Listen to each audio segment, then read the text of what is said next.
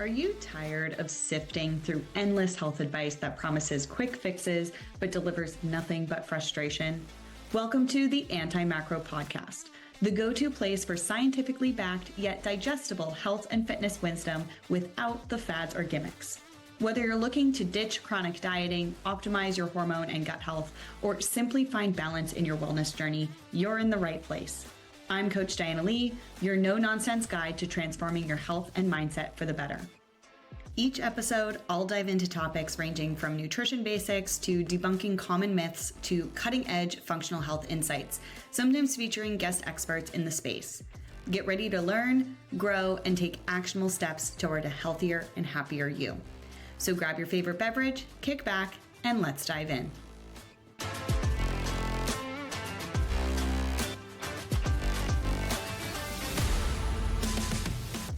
The other week, I did a lab panel review for a client of mine. Generally speaking, the labs didn't show anything that we didn't already know, and her overall health was in relatively good standing. But she did have some values that were considered outside of the normal range.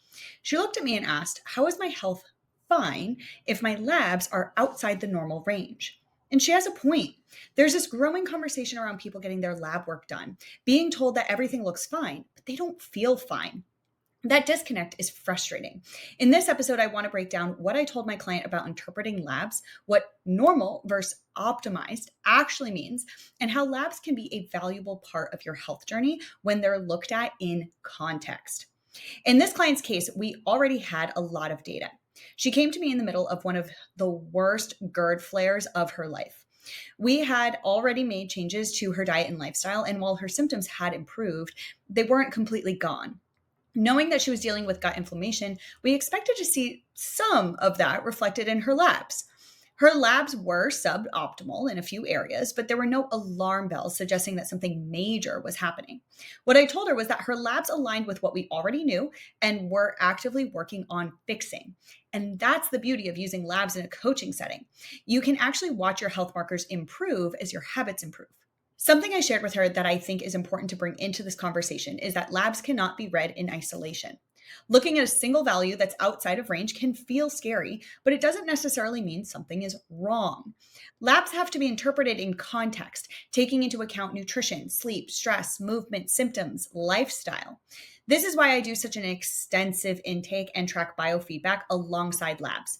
Together, all of this builds a story about your health. The first place most people notice something's off with their health is their symptoms. Symptoms can tell us a lot, but they're rarely caused by just one thing. So they don't always point to exactly what's going on.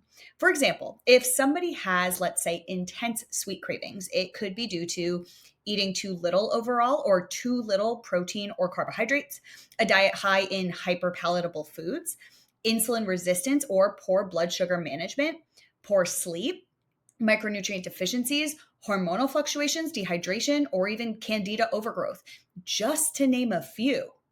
This is where labs come in because they can help us dig deeper. For example, let's say we check blood glucose and it's a little high. The automatic assumption might be insulin resistance, but that's not always the case. Blood glucose can spike when your body is stressed, even if you're just stressed about getting your blood drawn. This is why we don't zoom in on one single lab marker. If I suspect insulin resistance in a client, I'm also looking at cholesterol, A1C, and HSCRP. If somebody has cycle issues, I'm probably also looking at hormones. If their sleep and nutrition are poor, I'm addressing that long before higher level strategies. Context always matters. This is also where the medical system just doesn't have the bandwidth. Your doctor is likely meeting with you for 15, 20 minutes. They're limited in what they can collect from you, and you may not even know what's important to share. So when they look at your labs, they're interpreting them through the lens of diagnosing disease and often prescribing medication. This is not me blaming doctors. The system simply isn't designed for prevention or coaching. And here's the real frustration. Your doctor may tell you that your labs are normal when you don't feel normal. That's because conventional lab ranges are based on population averages.